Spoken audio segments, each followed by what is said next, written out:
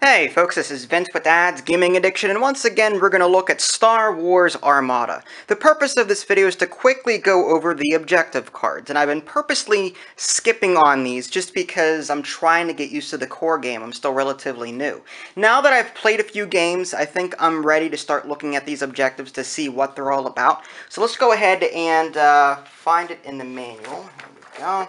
Okay, so what are objectives? Well, objectives basically allow players to score extra points by doing various things. There are three different types of objectives here. You've got assault, defense, and navigation.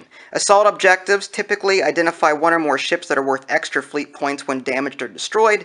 Defense objectives alter the play area to provide a significant advantage to one player. And the navigation objectives reward players who maneuver aggressively and precisely.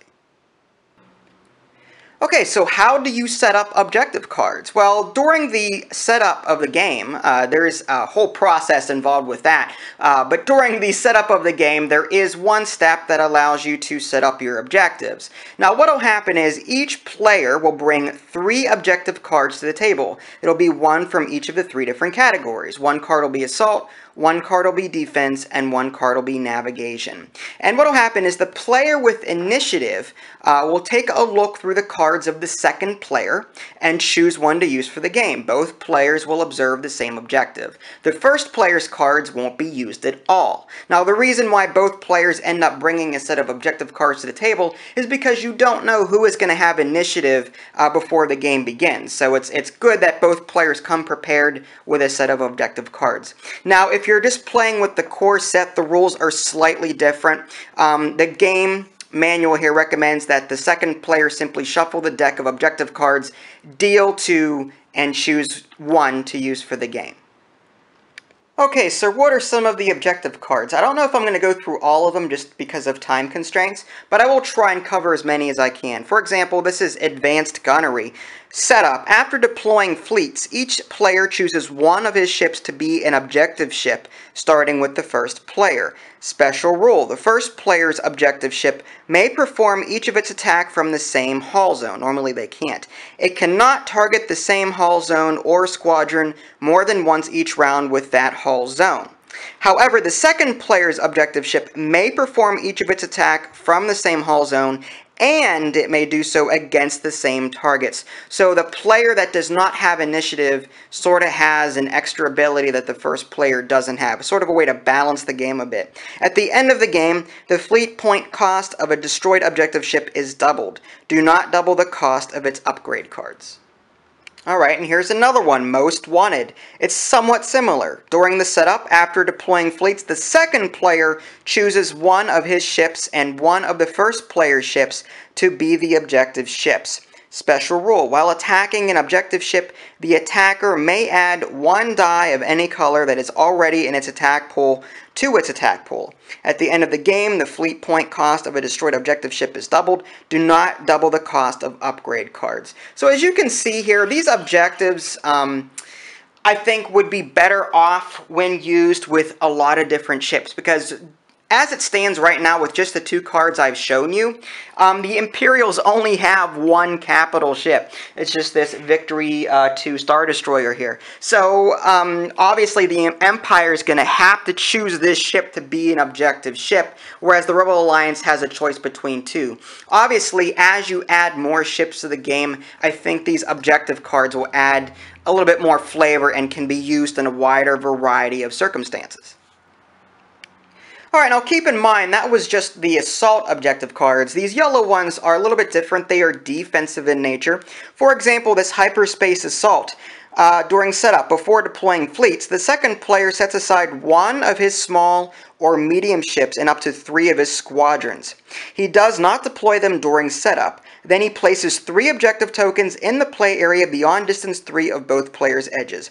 Special rule, just to quickly sum this up.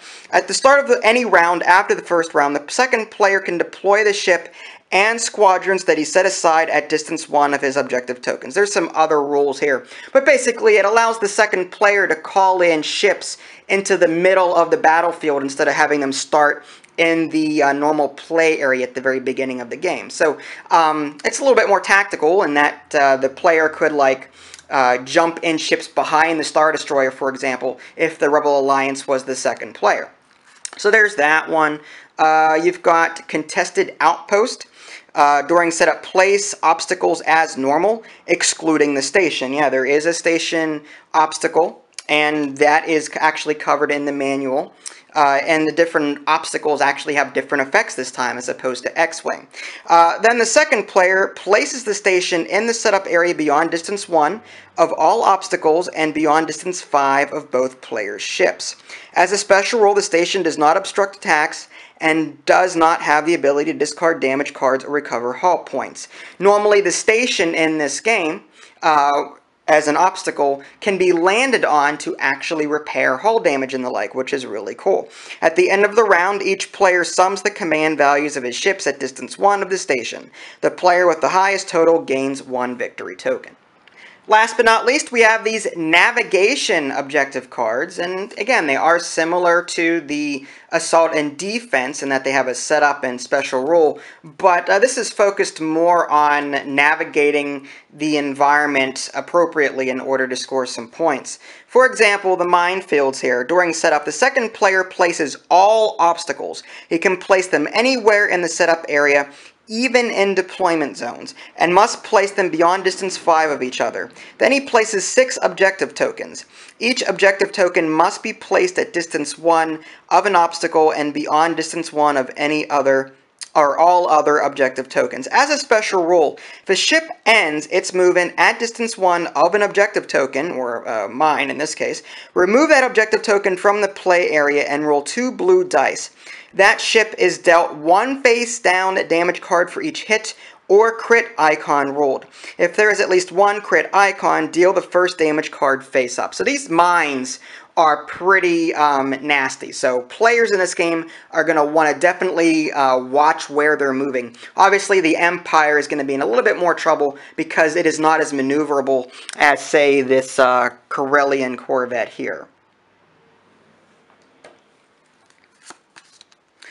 You've also got this Superior Positions Navigation Objective card. During setup, the first player must deploy all of his ships and squadrons before the second player.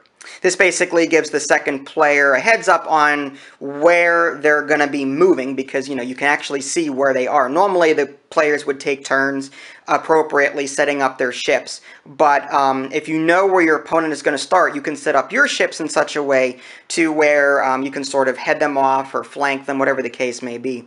As a special rule, after a ship or squadron performs an attack against the rear hull zone of another ship, if the defender suffered at least 1 damage, the attacker's owner gains 1 victory token. Okay, and there you have it, another quick look at Star Wars Armada. Hopefully you found this video enjoyable and informative. Like I was saying before, I think the objective cards are pretty cool, but I think they will have greater effect once the Wave 1 ships come out and you have a wider variety of ships available to the player. Because again, some of these cards task you with selecting a particular ship, and there's only 3 in the core set, so it's not like you have a lot of choice. But as you add more ships to your fleet via Wave 1 and whatever Wave 2, 3, 4, 5, 6, whatever, you know, happens to come out in the future, you know, I think these objective cards will have a little bit more oomph to them.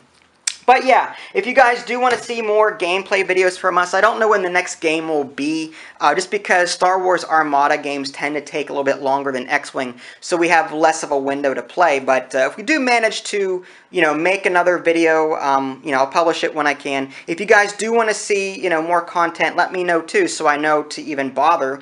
And yeah, if you have any ideas for future videos, again, leave comments, let me know. I don't know what you guys really want to see.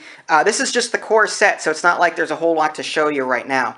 Wave 1, from my understanding, will be coming out, I think it's second quarter of 2015. So be on the lookout for a separate video for each of those ships. I have each one coming from that expansion, or from that set, rather. So with that being said, this is Vince. Thanks for watching, and I'll catch you next time.